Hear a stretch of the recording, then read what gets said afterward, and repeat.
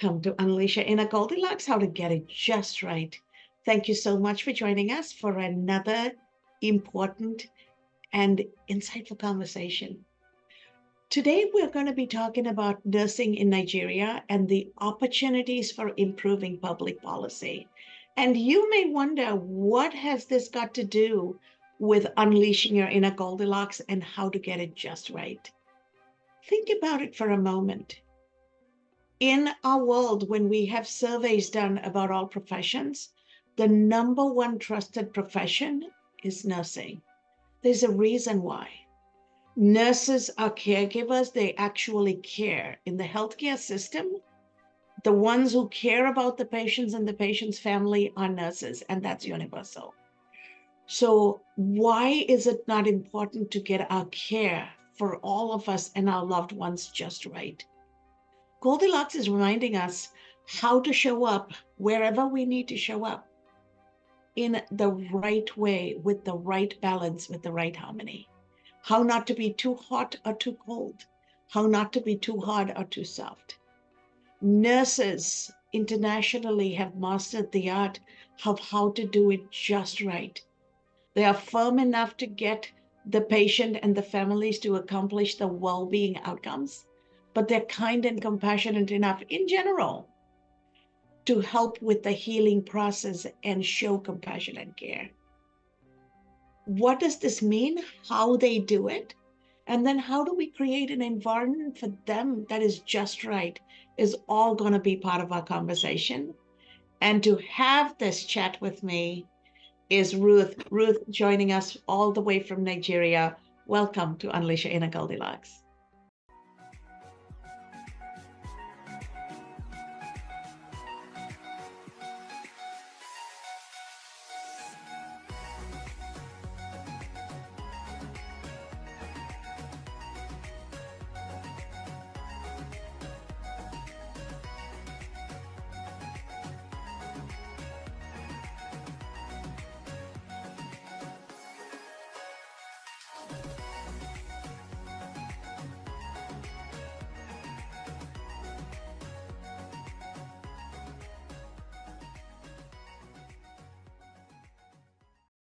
Thank you very much.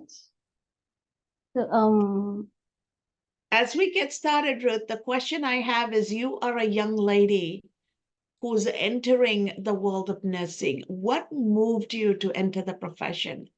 And what have you found out about yourself as you enter this space and start serving your community? Okay. Thank you very much for the opportunity to be on Goldilocks, unleashing your power the right way. If I get it right, sorry. I'm Victoria Ibrahim, and I'm from Nigeria, the far north of Nigeria. And I ventured into nursing profession because my dad was a retired nurse, or is a nurse. So when I was growing up, I was privileged to see him, see how he cared for people, see how he just carried the profession, and he really loved it, and he gave his all into it.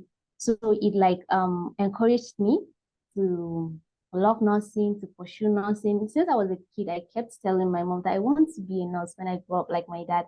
And growing up, being a nurse is like a dream come true. It's not like something that happened by chance. It was something that I pursued, and it was a dream come true for me. Thank you. I'm so glad to hear that it is a dream and your dad encouraged you and inspired you. And that is an important point, because a lot of times daughters don't have fathers supporting them or inspiring them, especially in societies like Nigeria, where the girl is not raised to have a profession or make an impact. So how does it feel to have a father? Mothers are always there, right? How does it feel to have a father who's supportive, Vicky? And how does he feel about you entering this profession and making an impact? Okay. So it's very nice. It's very nice because he was so happy. Like, it's a thing of joy to see your child want to take after you. But most of all, it's so like you said, you're so right that if I turn around and I look at my peers, I look at my neighbors, some of them don't even believe in female education. And it's so sad. And seeing my dad give his all for me to get the best is like the most beautiful thing that has happened to me. And I promised myself that because of his sacrifices, I'm going to make him proud. And he has been so proud of me ever since. That is wonderful to hear. And that is going to shape your life for the rest of your life. As you start thinking about nursing and the care you need to give, I know part of your passion, we talked before this program, part of your passion is to shape public policy in nursing for the entire healthcare system and the well-being of the nurses. What moves you to start thinking about public policy at this young an age? Because you are a very, very young lady. So thank you for that question. Finishing nursing school was so exciting because before now, nursing in Nigeria, the moment you finish nursing school, your job is secured. Like the government will just absorb you into the healthcare system. But for the past 5 years or so, it hasn't been the issue. We have a lot of seniors on ground. And then I kept wondering, what is wrong? When we go to the hospital, we see on the staff, we see like nurses that are not enough and they're burnt out. And because of them being burnt out, then I didn't even know the term. They tend to be violent, they tend to not give the appropriate care. And then I kept wondering, is this really the profession that I fell in love with? And I started carrying out research to see if that is how nursing is all over the world. And unfortunately, that is not how it is. And hearing from my dad and seeing the nurses that was back then, I discovered that something happened. There was a shift in the system. And it was because of the government we had. When the former government that were so considerate and they like put more emphasis on healthcare, and healthcare, and nursing being the heartbeat of healthcare, especially in Nigeria, we were given more attention and consideration. But the later government no longer care, and there was understaffing, unemployment, the rate of quackery was so high. And that moved me to see other like-minded nurses that feel the same about me, that something must be done and something can be done, to see that we raise our voices so that there will be a change and nursing can be as it was in the days of our fathers. So as I am hearing you talk, Vicky, what's coming up for me is when people are made to feel that they don't matter, they feel dehumanized. And then over time, they lose their humanity. And it looks like that's what's happening to nurses. Because if people in the system don't care, then I'm just here to get my paycheck. Why should I care when you don't care about me, right? So that is a way of humans reacting. What changes would you like to see in terms of public policy? And how can, regardless of who's in power, government maintain that public policy? Okay. First, I want our government bodies, we have a government body, the National and Midwifery Council of Nigeria. They are the one that governs our indexing, our certification, our licensing. They regulate our practice here. I want to see them raise the cost for us. I want to see them genuinely care for us and look after our well-being and advocate for us when they go to the government and not just care about themselves. I want to see nurses that would genuinely care for their patient. I want to see an increase and change in the healthcare industry entirely, because that would do a lot to our people. Our people here are not like the condition, the social economy and everything. They don't have like that strength legally. They are ignorant. So most of the time they tend to just go with the flow, even when they don't know their legal rights, they don't have enough funds. So when nurses are being treated right, I believe that we are in a position to advocate for our patients, advocate that they get the right care, that they get accessible care, they get affordable care. So I if can our see, government bodies would, I can see the passion in your voice. I yeah, can yeah, yeah. see how committed you are to this in your face. What makes you this passionate this early on? And is it a trend that you're seeing across the profession, or you are a person who care deeply? It's not a trend, actually. It's not a trend. It's just that I was lucky. Immediately I finished school, I was lucky to get a job with the private institution, with a private institution. It's actually an American standard secondary school. So I work as a school nurse, and our working condition there is so fair. And then I get to have a test of what other nurses outside country can enjoy. That is why a lot of our nurses are running away. And then I wonder, at times, things that are needed to make that possible is not even much. I wonder why the government and our government bodies are not making effort to make that kind of environment suitable for us. We'll surely stay and serve our community. But when we don't get that, just like they say, and our voices are not heard, we leave. We just work for the paycheck. I hear you. And I wish everybody was as passionate about their profession, the government officials, people who are shaping the nursing and public policy.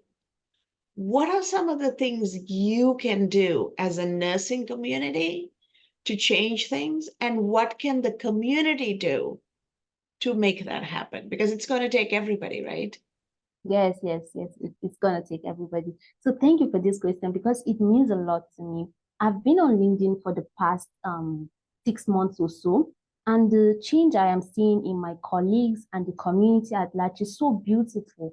When I talk about issues we have about nursing, issues the nurses are facing, the nurses tend to relate to it and they open up to me. And then we help ourselves by endorsing ourselves with skills that we don't necessarily need the government to like give us money before we can be financially independent. And one of the ways to quickly be burnt out is when you're not fulfilled and you don't also get returns on the energy that you give. So if we are financially independent, we would have the strength and even the resources to be able to air our voices. And the community are very, very supportive because when we go to the hospital, it's we and them. We give them the care, we give them the voice. So when I talk about nurses being treated like this, they are so surprised and they go like, so this is what you guys face.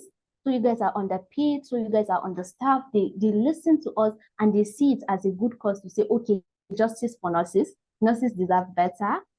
So from my end, I'm just using any social media, any resource I can, wonderful platforms like yours so that my voice will be heard and encouraging my colleagues to do the same.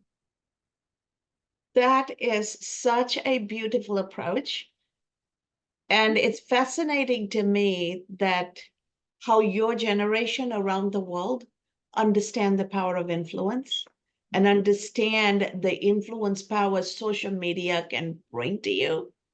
Instead of sitting back and getting angry and frustrated and complaining, your generation knows so well how to show up for yourselves and create a movement with social media. It is uniquely a power your generation has. How are the older generation receiving it? And how are they working with you? Well, initially, they do think that we are loud. They do think that it's not necessary. They do think that it's fertile in the sense that they have tried something like that in the past and they think it's useless because nobody's going to listen to you. But when they start seeing the effect and they start seeing our consistency, they get impressed most of the time. And then they cheer us up. They go, yes, I love what you're doing. They come to my DM, come to my colleague's DM and say, I love what you're doing. There was one that even told me, I can assist you with anything you need. Anything, just let me know. I just love what you're doing. Never stop. Keep doing it. Keep doing it. You're getting somewhere. So they are supportive. But at first they are surprised because I it's not know. their way of doing it. Yeah, yeah. So the generational professionals coming together, you probably have at least 4 generations, right? Yes, yes, Four yes. generations of nurses coming together is powerful because they have the experience and they have the wisdom, and you have the technology and you have the momentum, right? And Yes. together you have a more powerful presence. And when young people are on social media and talking, people are going to say, what do they know? But when they see 3, 4 generations together, the message becomes powerful and the powers tend to listen.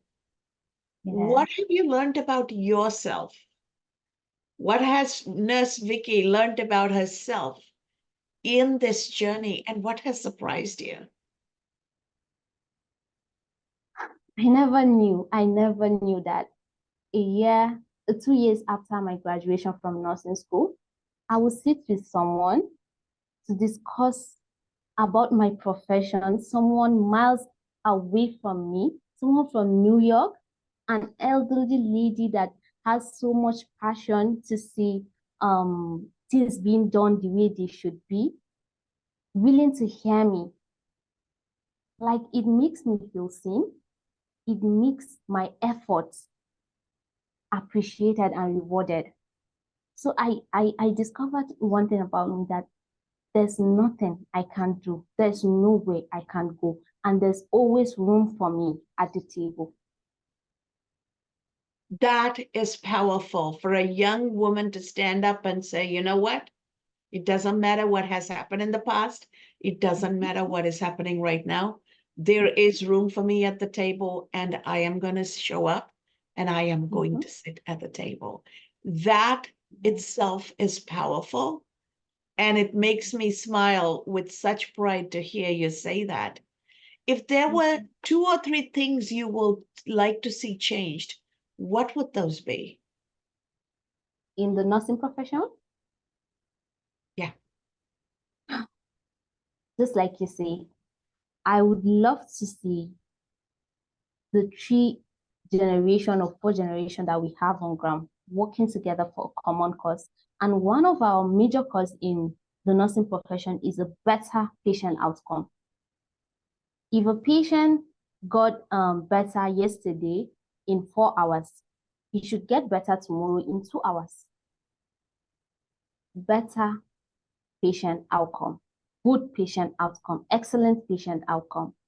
And I would also love to see that my generation of nurses changing the trajectory, making things better, even that more than Nightingale did. I want nursing to no longer be that profession that is despised. In my place, nursing is despised right now. Because they join us with the quacks, they join us with those people that are heartless, are wicked, because of the rate of burnout and how nurses react to them. They see nursing as just that profession that are always at the age. And I want it to change. And I also want to see that the world just become better for humans to live. You and me both. Wouldn't it be nice when humans can be humane to one another, right? Well, yes, we are born human, but can we show up with our humanity to be there, care for, and support one another? And it would be amazing if healthcare around the world brought care back into it. So before we go any further, it's strange and interesting how time flies when we are having an amazing conversation. Before we go any further, I would love for you to let the world know how they can find you, how they can get a hold of you, because I'm sure there are going to be people who want to talk to you and who also want to support you. Okay. My best and favorite platform to be is LinkedIn. I'm on LinkedIn as Victoria Ibrahim, no story, Victoria Ibrahim, Ibrahim. So when you search me, you see me, and then please follow me. Keep in touch with my, like, get put the alarm for the notification for my post, and then you see wonderful posts about nurses, and if not, maybe young nurses, even older nurses that want to support the movement, they can go on, connect with me on LinkedIn. It's my favorite place to be. I show up on LinkedIn 5 days in a week, so I'm always there. That is wonderful. And I am so glad to see you. That's how I met you. I met Yes. you through your engagement, the work you are doing. And to me, that is important to see young people be a part of the change, not wait for adults and senior people and experienced people to change the world, but saying, you know what, I am here and what has been done is not working. We need a new day. We need the change. And I am going to invest my efforts to be the change. So, how can the community help you? How can we, not just the Nigerian nursing community, those of us in the world who believe in making this a better world for all of us, how can we help you and the movement for nursing in Nigeria? First of all, please treat nurses with more kindness. Really, we are going through a lot. I understand that, yes, your loved ones are sick, you might be sick yourself, but when you treat us with more kindness, we tend to overlook what the government or how the government is treating us and just give back what you're giving us back. So if you treat us with more kindness and respect, and also help our voices to be heard with your resources, and a lot of people that have connections to the powers, as you say, they can help advocate for us. It will go a long, long, long way. Support us, share our posts, comment on our posts, share us on. So helpful. Yes, and I hear you, because amplifying your message and supporting your message and supporting your cause is important. But I love what you said. Patients and patients' families also have an obligation. Show up with kindness, because you are giving up so much and absorbing so much in order to care for your patients. And you don't need to have patients and patients' families come at you too, because you don't want to be smashed on both ends. And that is a very, very moving request, but also a very powerful request. So as we bring this to a close, Nurse Story, I know you like to be called Nurse Story. I'm used to calling you Yes. Vicky. What closing thoughts do you have for your fellow nurses and for the people who are shaping public policy? Um, for the people who are shaping public policy, I would say, remember that someday you'll be a patient, you might be a patient, or your family member or someone you love might be a patient. If the way you treat a nurse will be the way that you might go and meet her, or the policy and system you put in place would determine how would you go and meet a healthcare professional or a nurse in the hospital. So please do the right thing. You are there to do the right thing. So please do the right thing.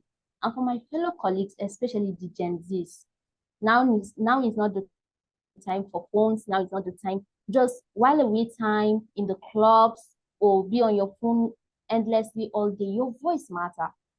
Your voice matter. If you lend your voice and I lend mine, would be more amplified, will be more louder, and then people will have no choice but to hear us. So please, let's do this.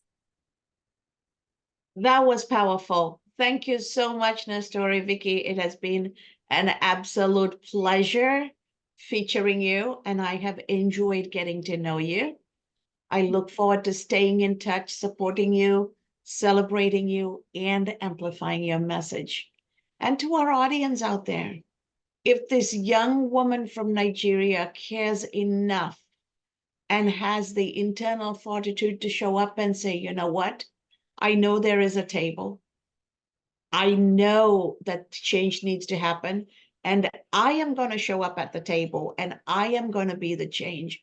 just help me and join me, that's the easy way out, because young people are not saying make the change. They're coming and saying, here's the change we need, join us and let's make it happen. So let's work together as an intergenerational community. And those of us who are not patients, those of us who are not public policymakers, those of us who are not in Nigeria, we all can take part in this. Because ultimately, what happens in one community, in one part of the world, has an impact everywhere, because everything starts in one place and runneth over across the world, right? So let's show up together, let's support one another, and let's make sure we put care back in healthcare, because the entire ecosystem, all participants in that ecosystem, need to show up with care. And ultimately, the lives we sustain are going to be our own.